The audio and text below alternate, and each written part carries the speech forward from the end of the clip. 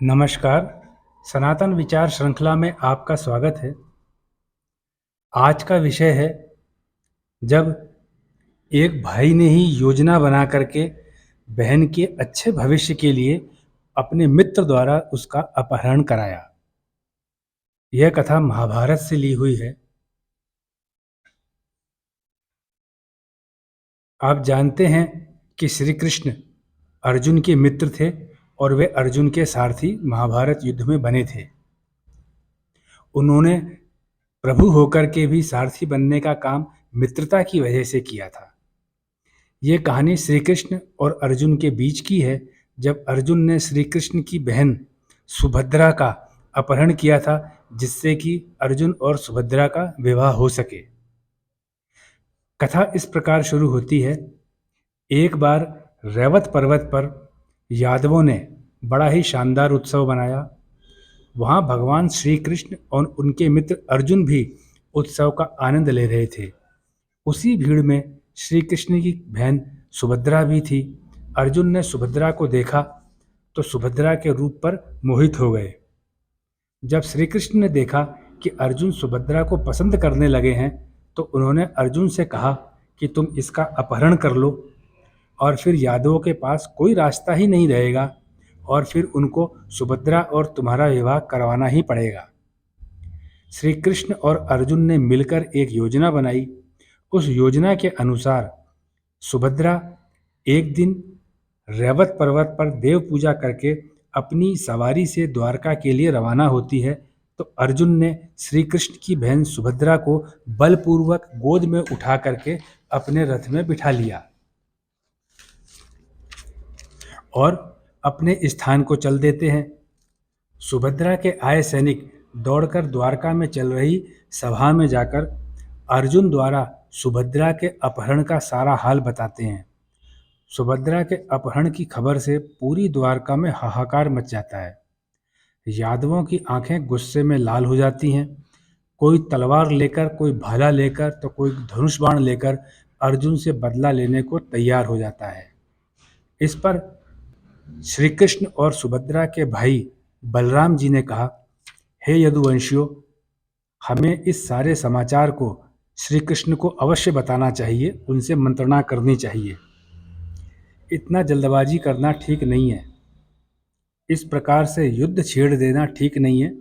थोड़ी देर ठहरो, कृष्ण यहीं बैठे हैं, इनसे बात कर लेते हैं। अगर युद्ध ही करना है तो उसकी योजना बनानी होगी। बिना योजना बनाए युद्ध करने से पराजय ही हाथ लगेगी और फिर पराजय का अपमान सहना होगा। ऐसा कह के उन्होंने श्री कृष्ण से कहा, तुम इतना चुपचाप कैसे बैठे हो? हमारी बहन का अपहरण हुआ है। जो अर्जुन तुम्हारा मित्र है, उसको तुम अपना मित्र कहते हो, अपना सखा कहते हो। हम यदुवंशियों ने उस अर्जुन का इतना स्वागत सत्कार किया, उसको इतना सम्मान दिया। तुम्हारे मित्र ने जिस पत्तल में खाया उसी में छेद कर दिया, और तुम इतने शांत बैठे हो।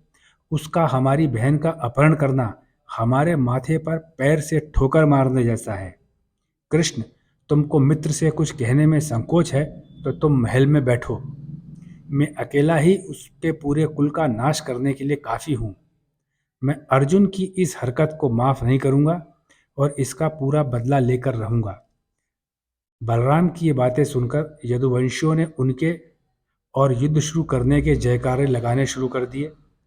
कुछ रघुवंशियों ने अपने रथ भी तैयार कर लिए, कुछ ने शरीर पर कवच बांध लिए और सभा से बाहर मैदान को चलना शुरू कर दिया। सभी तरफ पदचाप की आवाज़ तेज होने लगी, शस्त्रों की खनखटाहट बढ़ने लगी, भालों की आवाज़ें और अस्त्रों की आवाज़ें, तलवारों की आवाज़ों से पूरी सभा गूंज रही थी।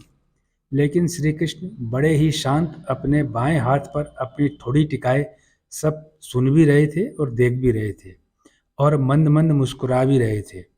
ऐसा लग रहा था कि वे सोच रहे हों, जितना देर हो सके हो जाए, अर्जुन उनकी बहन सुभद्रा को लेकर जितना दूर जा सकता हो चला जाए, और इस योजना अर्थात सुभद्रा के अपहरण करने की योजना के सफल होने की खुशी में उनके मन ही मन में आनंद तैर रही थी। जब सभी लोग एकटक होकर श्री कृष्ण को देखने लगे तो उन्होंने कहा, यदुवंशियों, ध्यान से सुनो। अर्जुन ने हमारा अपमान नहीं, हमारा सम्मान किया है। उन्होंने हमारे वंश की महत्ता को भली भांति समझकर ही हमारी बहन सुभद्रा का अपहरण किया है, क्योंकि स्वयंवर द्वारा अर्जुन को सुभद्रा के मिलने में संदेह था। भले ही सुभद्रा हमारी बहन है, लेकिन हम स्वयं भी नहीं जानते अगर सुभद्रा का स्वयंवर होता तो वह किसको पसंद करती। और आप लोग अर्जुन के कुल को देखो, वह भरतवंशी है। उसका कुल और गोत्र बहुत ही महान है। आप लोगों को मैं बता दूं कि सुभद्रा के अपहरण के लिए अर्जुन ने मेरे ही रथ और घोड़ों का इस्तेमाल किया है। वो रथ और रथ में लगे हुए घोड़े मैंने ही अर्जुन को दिए हैं। श्री कृष्ण ने जैसे ही अर्जुन को अपना रथ और उसमें लगे हुए घोड़े देने की बात कही, बलराम जी तुरंत समझ गए कि इस अपहरण में श्री कृष्ण की योजना ही पूरी हुई है। फिर बलराम जी ने सभी यदुवंशियों को शांत किया और श्री कृष्ण जानकर अर्जुन को लौटाकर द्वारका ले आए। साथ ही उनके सुभद्रा भी आ गई।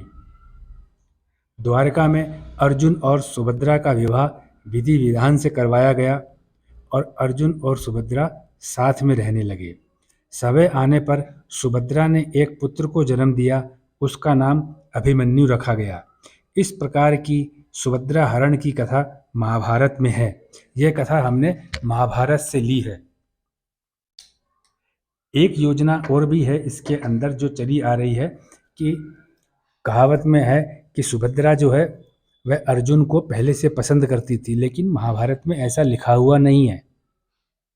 ये कैसे बात लिखी गई है इसके बारे में तो ज्ञान नहीं है, लेकिन महाभारत में जो लिखा हुआ है उतना ही आपके सामने प्रस्तुत किया है। हम जो भी संदेश देते हैं, जो भी वीडियो बनाते हैं, जैसा धार्मिक ग्रंथों में लिखा हुआ है उसमें बिना किसी छेड़छाड़ किए हुए ही प्रस्तुतिकरण करते हैं। अपना बहुमूल्य समय देने के लिए आपका बहुत बहुत धन्यवाद।